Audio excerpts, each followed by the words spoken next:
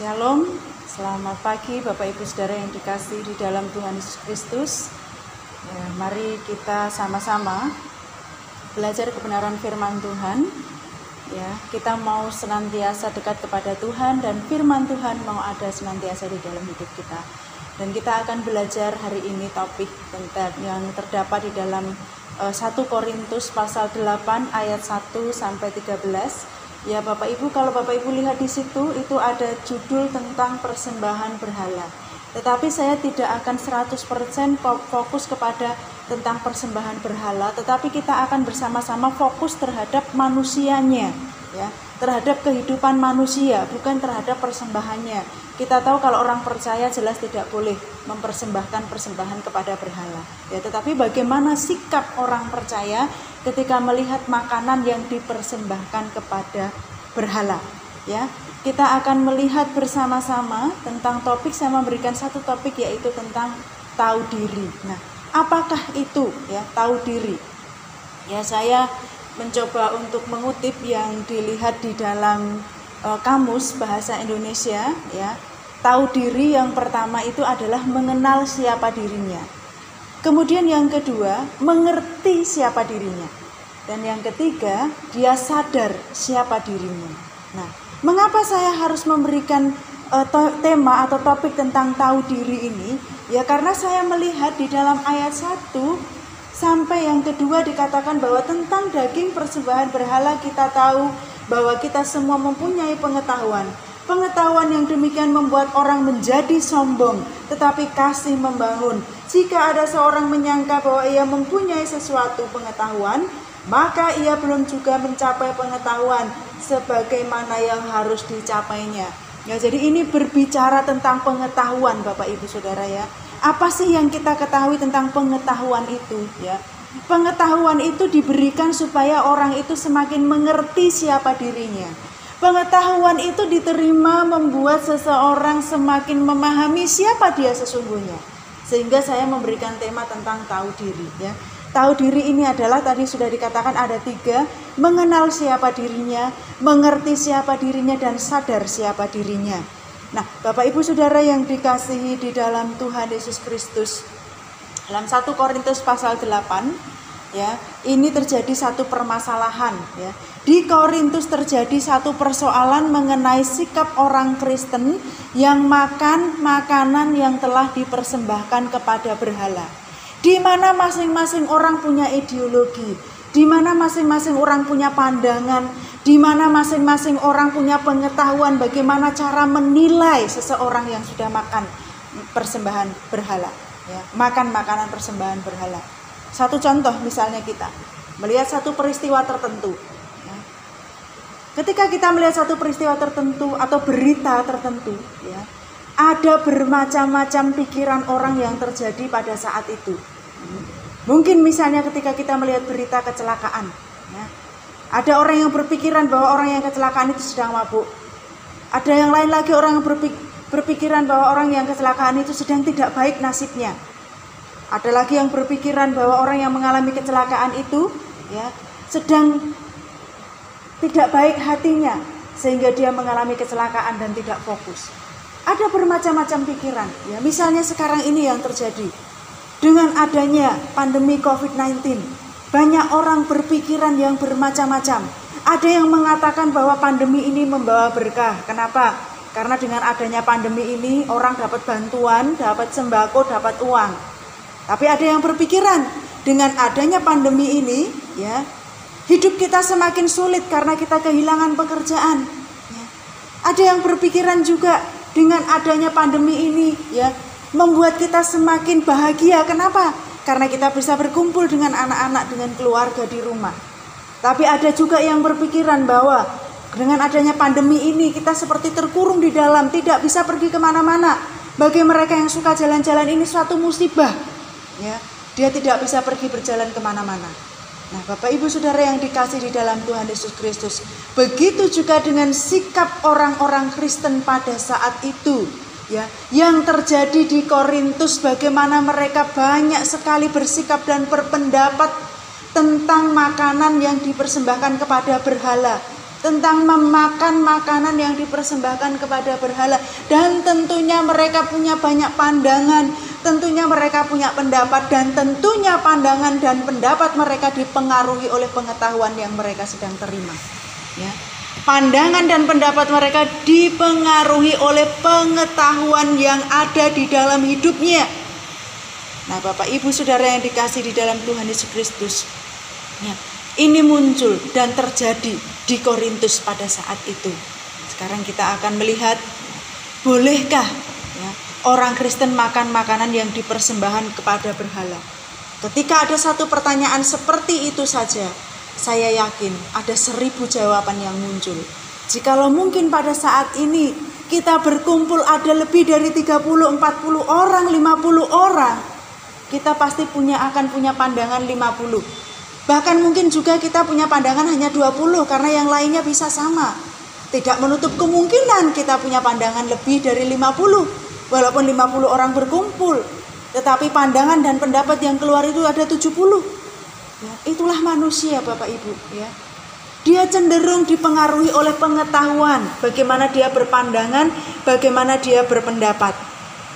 Nah, pada abad pertama di Korintus ya, biasanya memang ada kesempatan tertentu orang-orang itu berkumpul, ya, dan tidak menutup kemungkinan juga mereka berkumpul di kuil, ya, di mana kita lihat kuil itu banyak sekali, ya, persembahan-persembahan makanan yang dipersembahkan kepada berhala. Nah, ketika mereka sedang berkumpul seperti itu, ya, baik ada orang Yahudi, non Yahudi, ya, ada orang percaya maupun orang non percaya yang berkumpul pada saat itu, ya. Mereka melihat satu peristiwa bagaimana orang-orang sedang asik makan, sedang enak makan di kuil, ya, makan makanan yang dipersembahkan kepada berhala. Dan tentunya mereka yang makan ini adalah ya sebagian besar orang-orang yang belum percaya. Nah, ada juga orang percaya yang makan persembahan itu. Ada orang Yahudi yang melihat, ada juga yang makan. Ada orang percaya yang makan dan ada juga orang percaya yang hanya melihat. Dan tentunya orang yang belum percaya semuanya makan di situ karena mereka beribadah di situ dan makanan yang mereka makan semua ada di situ. Jadi ada bermacam orang-orang yang makan, ada juga bermacam-macam orang yang tidak makan. Nah, dan tentunya orang yang tidak makan ini mereka punya banyak pandangan. Terutama orang percaya pada saat itu yang melihat saudaranya sesama orang percaya makan makanan persembahan berhala. Ya.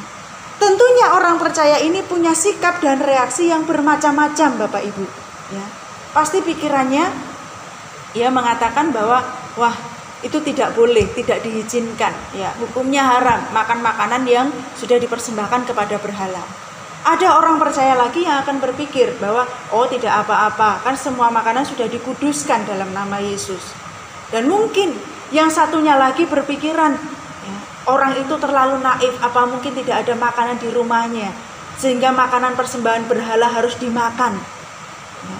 Mungkin orang lain berpikir ya, orang itu di rumah tidak ada makanan sehingga dia terpaksa harus makan di sini, jadi tidak masalah. Nah, ini bermacam-macam pikiran yang terjadi Bapak Ibu Saudara yang dikasihi Tuhan. Ya. Nah, di sini mereka bertanya kepada Paulus, ya.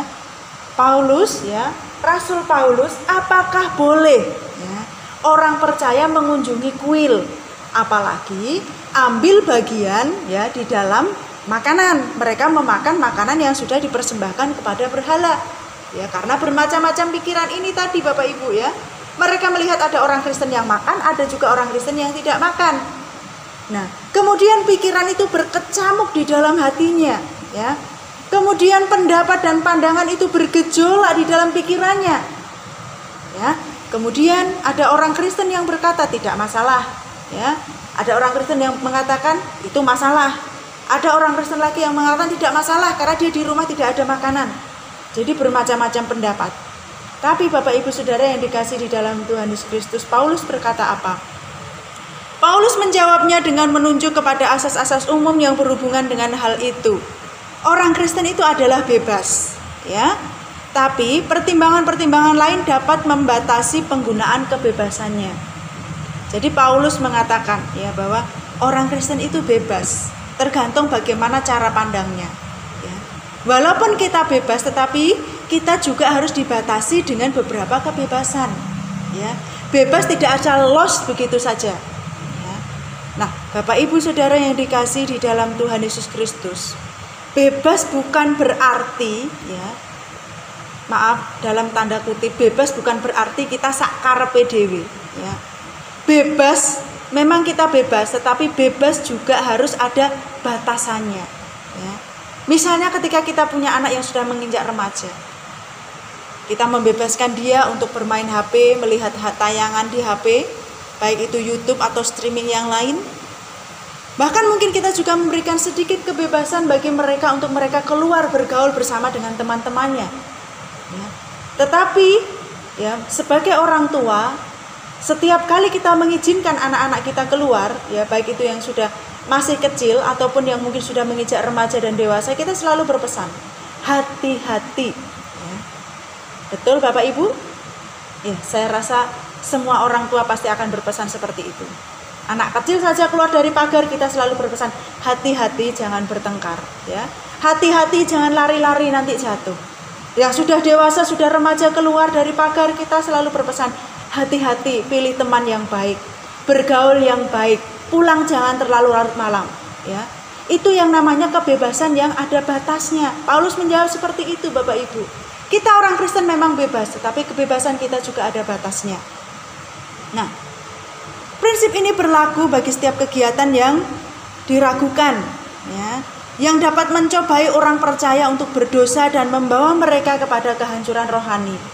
Paulus berkata, ya, prinsip bebas yang ada batasnya ini diterapkan bagi orang percaya, ya, supaya orang percaya terhindar dari cobaan dosa dan kehancuran rohani. Ya. Roh Kudus melalui Paulus telah mengarahkan orang Kristen supaya bertindak dengan kasih bagi orang percaya. Nah, sekarang kita akan melihat, sebelum saya memberikan, ya, beberapa poin, ya, tentang bagaimana orang percaya itu dianjurkan untuk tetap tahu diri. Ya, profil daripada jemaat Korintus, ya. Jemaat Korintus ini dikatakan, ya, Paulus menyebut mereka adalah tidak kekurangan suatu karunia apapun. Ya. Dan oleh keadaan inilah jemaat di Korintus menjadi sangat bergembira. Namun sikap ini juga membuat jemaat Korintus menjadi, ya, ada 3 hal. Ya, jadi Paulus mengatakan jemaat Korintus itu tidak kekurangan suatu apapun, suatu karunia apapun, ya. Tetapi, ya, keadaan ini akhirnya membuat jemaat Korintus, ya, yang pertama dia menjadi sombong atau congkak, ya. Sombong atau congkak. Nah, kemudian yang kedua, mereka menjadi puas diri. Ya, karena dipuji. Dia tidak kekurangan suatu apapun dalam karunia apapun hidupnya. Secara rohani mereka sempurna. Akhirnya mereka menjadi sombong, puas diri. Kemudian karena sanjungan itu, ya, mereka bukan hanya menjadi sombong, puas diri, dan akhirnya kehidupan jemaat di situ menjadi kacau. Kacaunya apa? Mereka cenderung menerjemahkan firman Tuhan melalui akal budinya masing-masing, melalui pengetahuannya, sehingga ketika dia menafsirkan sesuatu selalu diimbui dengan pengetahuan, bukan apa yang murni dikatakan oleh firman Tuhan. Kalau tadi saya katakan, mungkin yang lainnya mengatakan, bebas, makan aja. Tidak ada masalah, ya, karena firman Tuhan kan kita katakan itu bebas. Kemudian yang kedua mengatakan, ya, oh tidak boleh, ya, itu berdosa, itu haram, nggak boleh makan makanan yang dipersembahkan kepada berhala. Kemudian yang lainnya lagi, makan aja selagi kamu masih bisa makan. Ya. Bermacam-macam pandangan itu dipengaruhi oleh pengetahuan mereka. Akhirnya apa? Ketika mereka mulai berpendapat sendiri, ini akhirnya menjadi kacau, Bapak Ibu. Kadang-kadang gereja juga seperti itu. Karena banyak orang pintar yang ada di gereja, ketika mungkin ada sesuatu hal yang terjadi, banyak orang saling berkomentar, banyak orang saling berpendapat, akhirnya gereja menjadi kacau. Mungkin hanya masalah makanan, mungkin hanya masalah kecil saja. Karena 50 mulut mungkin saling berpendapat dengan pendapat yang berbeda, akhirnya gereja menjadi kacau. Dan itu yang terjadi di Korintus. Karena mereka saling mengutarakan pendapat berdasarkan logikanya, berdasarkan pengetahuannya, dan berdasarkan apa yang mereka tahu menurut logika mereka, membuat kehidupan jemaat di Korintus menjadi semakin kacau. Nah, Bapak Ibu Saudara yang dikasihi di dalam Tuhan Yesus Kristus, kita tidak bisa menerjemahkan Alkitab dengan pengetahuan kita sendiri, ya. Karena apa? Kadang-kadang pengetahuan itu membuat kita menjadi sombong. Orang yang berpendidikan tinggi merasa dia paling benar pendapatnya, sementara yang lain yang tidak berpendidikan dianggap rendah. Kadang juga orang yang sudah punya pengalaman tinggi, ya, seringkali menganggap mereka yang masih muda yang belum punya pengalaman sama sekali. Nah, ini yang terjadi di Korintus, Bapak Ibu. Oleh karena itu saya mengajak Bapak Ibu untuk tahu diri, ya. Mengapa orang percaya itu harus tahu diri, ya. Jelas di dalam ayat 1 sampai yang ketiga dikatakan bahwa mengapa orang Kristen harus tahu diri, supaya ya orang Kristen yang mengandalkan pengetahuan itu, ya, dia tidak congkak. Mengapa orang harus percaya itu harus percaya diri, ya? Karena pengetahuan itu menimbulkan kecongkakan, ya. Karena pengetahuan itu menimbulkan kecongkakan, pengetahuan mudah menimbulkan kecongkakan, memberi jawaban-jawaban yang licik dan umumnya tidaklah sempurna, ya. Memberikan jawaban yang licik kadang-kadang Bapak Ibu, kenapa? Ya, kenapa kadang-kadang orang yang berpengetahuan itu ketika dia salah, dia ngomongnya semakin diputar balikkan berdasarkan pengetahuannya. Kita lihat saja sendiri di dunia hukum, ya. Ada lagunya Iwan Fals katakan yang benar disalahkan, yang salah dibenarkan. Itu karena apa? Karena omongan yang diputar balikkan. Mengapa bisa memutar balikkan omongan? Karena dia punya pengetahuan. Kalau dia tidak punya pengetahuan tentang hukum, dia nggak bisa memutar balikkan hukum. Nah, Bapak Ibu Saudara yang dikasih di dalam Tuhan Yesus Kristus, ini peringatan bagi kita, ya. Mengapa kita harus tahu diri, ya? Karena pengetahuan yang kita miliki ini menimbulkan kecongkakan. Bukan hanya pengetahuan dari sisi pendidikan secara formal. Kadang-kadang pengetahuan yang mungkin datangnya dari non formal. Karena pengalaman, kita lebih berpengalaman, ya, sehingga kita mampu menguasai teori, kita mampu menguasai masalah, dan ketika itu salah dikonfirmasi, kita memutar balikkan fakta. Kita memutar lagi supaya seolah-olah kita ini tidak salah. Bapak Ibu Saudara yang dikasih dalam Tuhan Yesus Kristus, mulai hari ini jangan sombong, ya. Jangan congkak dengan keadaan seperti ini, ya. Ada seorang tokoh terkenal, ya, yang bernama Adam Smith. Dia mengatakan bahwa hal pertama yang harus Anda ketahui itu adalah diri Anda sendiri, ya. Hal pertama yang harus Anda ketahui itu adalah diri sendiri. Siapakah, ya? Siapakah Adam Smith ini, ya, nama lengkapnya adalah John Adam Smith, ya. John Adam Smith ini, ya, dia lahir di Edinburgh, Skotlandia pada tanggal 17 Juli 1790. Pada umur 67 tahun dia meninggal, ya. Dia berkebangsaan Skotlandia.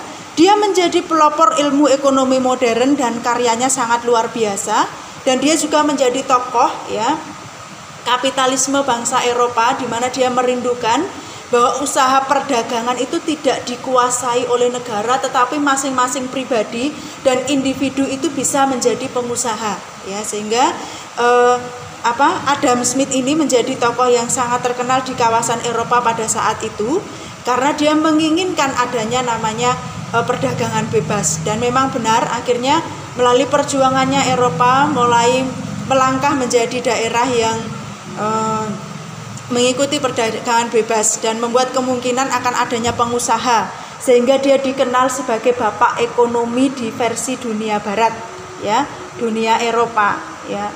Kata-katanya yang paling terkenal adalah hal pertama yang harus Anda ketahui adalah diri Anda sendiri. Bapak Ibu Saudara yang dikasihi di dalam Tuhan Yesus Kristus, kita harus tahu siapa diri kita untuk kita bisa melangkah dan menanggapi kebenaran firman Tuhan.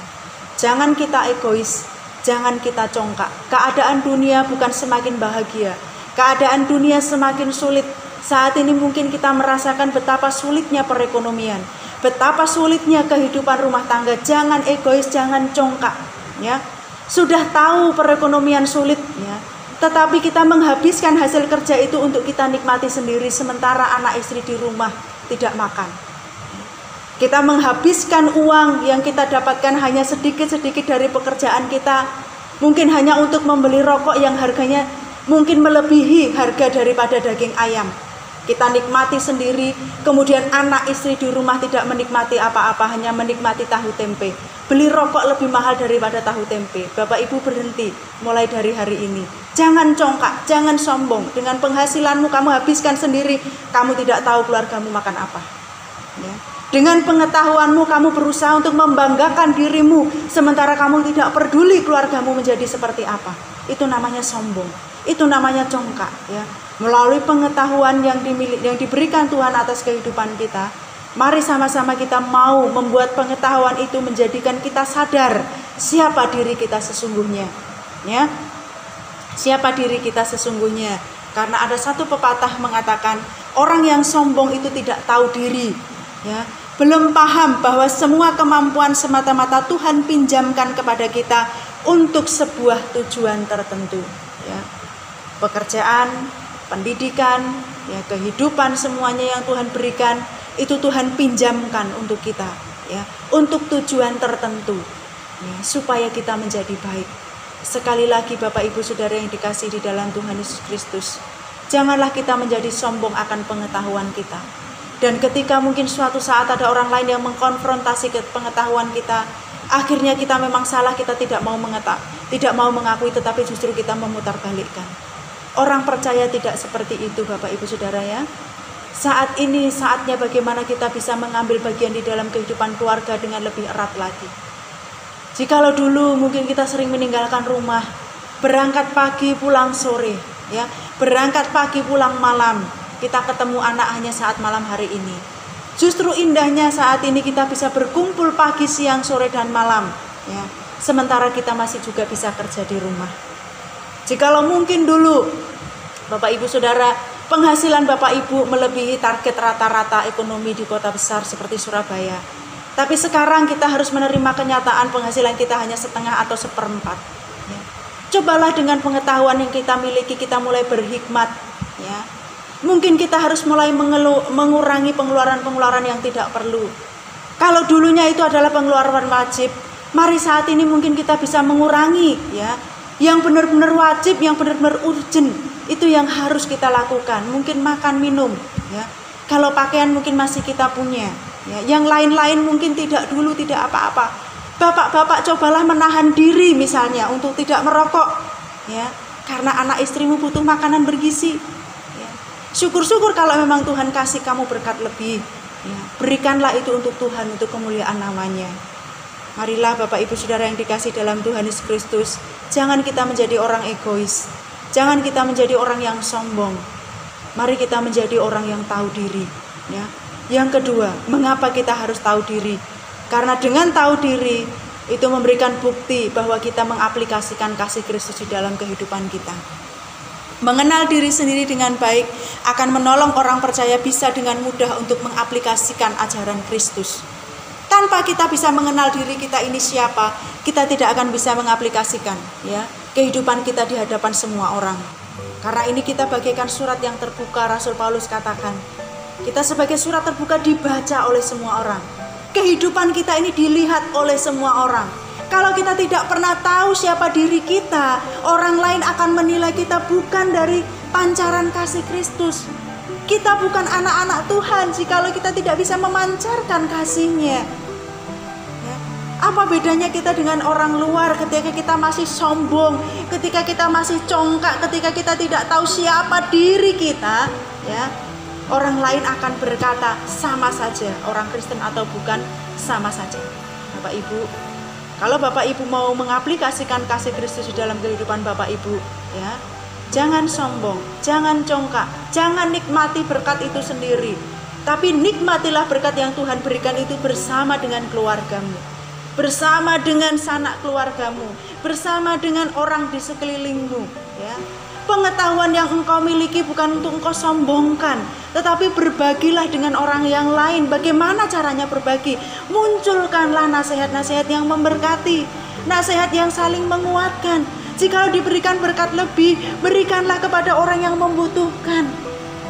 Ya, Jangan kita nikmati sendiri, itu aplikasi daripada kasih Kristus. Kalau orang percaya selama hidupnya pelit, ya, sama saja dia bukan orang percaya, tidak pernah mengaplikasikan kasih Kristus di dalam hidupnya. Kalau orang percaya selamanya dia sombong, kalau orang percaya selamanya dia selalu menutup mata terhadap peristiwa-peristiwa yang ada di sekelilingnya, di lingkungannya, di kampungnya, di tetangganya, itu bukan orang percaya. Ya. Orang percaya itu harus mampu mengaplikasikan kasih Kristus. Kasih itu tidak ada batasnya pengertiannya Bapak Ibu ya. Dan pertama-tama sebelum kita mengaplikasikan, kita harus tahu diri. Siapa diri kita? Keuangan yang kita miliki hanyalah titipan. Pengetahuan yang kita punya hanyalah titipan ya. Harta benda yang ada saat ini hanyalah titipan. Semuanya itu akan berlalu ya. Kalau misalnya kita bagaikan air yang mengalir, kalau keran itu ya mengalir terus, kita sebagai alirannya ya, ketika ada berkat di sini kita alirkan ke sini, kita alirkan sini tidak pernah ada habis-habisnya Bapak Ibu ya. Tetapi kalau kita tidak pernah alirkan, kemudian air itu mengalir, dan kemudian dia mengalir ketika ember itu penuh, dia akan tumpah. Tumpah itu artinya apa? Tidak berguna. Tetapi kalau dia mengalir terus dari ember ke ember, dari ember ke ember, ini tidak akan pernah habis. Tuhan kita sumber kekayaan kita. Jangan pernah khawatir Bapak Ibu Saudara yang dikasihi Tuhan ya. Aplikasikan kasih Kristus itu di dalam kehidupan kita, supaya kehidupan pribadi kita tidak kacau, kehidupan berjemaat kita tidak kacau seperti orang-orang yang ada di Korintus tadi ya. Ayat 6 sampai yang ke-10 ya, di situ dikatakan, namun bagi kita hanya ada satu Allah saja, yaitu Bapa yang daripadanya berasal dari segala sesuatu dan yang untuk Dia kita hidup, dan satu Tuhan saja, yaitu Yesus Kristus, yang olehnya segala sesuatu telah dijadikan dan yang karena Dia kita hidup. Karena siapa? Karena Dia kita hidup ya. Jangan pernah berhenti untuk mengaplikasikan kasih Allah. Karena Dia kita hidup. Kita tidak mau ada perpecahan di antara kita. Kita tidak mau ada perpecahan di keluarga kita. Kita tidak mau ada perpecahan di antara hubungan suami istri ya. Aplikasikan kasih Kristus di dalam kehidupan kita. Jangan sombong, aplikasikan kasih Kristus di dalam kehidupan kita. Nah, kemudian kesimpulannya Bapak Ibu Saudara yang dikasihi dalam Tuhan Yesus Kristus, mengenal diri sendiri dengan baik adalah bukti aplikasi kasih Kristus yang menjadi dasar bagi orang percaya untuk melakukan segala sesuatu dan bertindak atas segala sesuatu. Bertindaklah sesuai dengan kebenaran firman Allah. Jangan sombong, kenali dirimu dengan baik ya. Jikalau kamu mampu, kamu harus mengatakan mampu. Jikalau kamu tidak mampu, kamu harus mengatakan tidak mampu ya. Itu yang namanya mengenal diri dengan baik. Siapa kita ya? Siapa saya? Seperti ketika Bapak Ibu bercermin. Ya, Bapak Ibu tahu dengan jelas gambaran Bapak Ibu sendiri. Siapakah saya? Apakah saya pesek, mancung ya? Apakah saya sipit ya? Lebar, hitam, putih ya? Giginya lengkap atau tidak? Cermin tidak akan pernah bohong. Oleh karena itu Bapak Ibu ya, hidup kita ini bagaikan kita ada di depan cermin. Kalau kita tidak tahu siapa kita dengan sesungguhnya ya, kita tidak akan pernah bisa melangkah selamanya dengan benar ya. Kita tidak akan pernah bisa selamanya melangkah dengan baik bersama dengan Kristus. Tapi kalau tahu siapa kita sebenarnya ya, tahu siapa diri kita, segala sesuatu yang Tuhan berikan, apa yang Tuhan bekerjakan di dalam kehidupan kita, pengetahuan, harta benda, dan semuanya adalah titipan. Kita mau tetap senantiasa bersyukur. Kalau kita menyadari itu, kita akan selalu bersyukur dan kita akan mengalirkan apa yang menjadi tugas dan kewajiban kita. Baik Bapak Ibu yang dikasihi Tuhan, demikianlah firman Tuhan yang singkat. Biarlah ini memberkati setiap kita. Mari kita berdoa. Terima kasih Tuhan Yesus, kami bersyukur Engkau sungguh mengasihi kami melalui firman-Mu pada malam hari ini. Berikan kami kekuatan untuk kami bisa mengaplikasikan kasih itu di dalam kehidupan kami. Jadikan kami anak-Mu yang rendah hati. Jauhkan kami dari segala kesombongan. Jauhkan kami dari segala kecongkakan. Dan berkati kami supaya kami bisa mengaplikasikan kasih Kristus di dalam kehidupan kami. Untuk kami menjadi orang yang tahu diri apa yang menjadi keberadaan kami saat ini. Terima kasih Bapa, terpujilah nama-Mu. Di dalam nama Yesus kami berdoa. Jemaat yang kekasih, arahkanlah hati pikiranmu kepada Tuhan dan terimalah berkat-Nya. Kasih karunia, rahmat dan damai sejahtera dari Allah Bapa, cinta kasih Tuhan Yesus Kristus, persekutuan dengan Roh Allah yang kudus menyertai Bapak Ibu Saudara sekalian. Haleluya. Amin.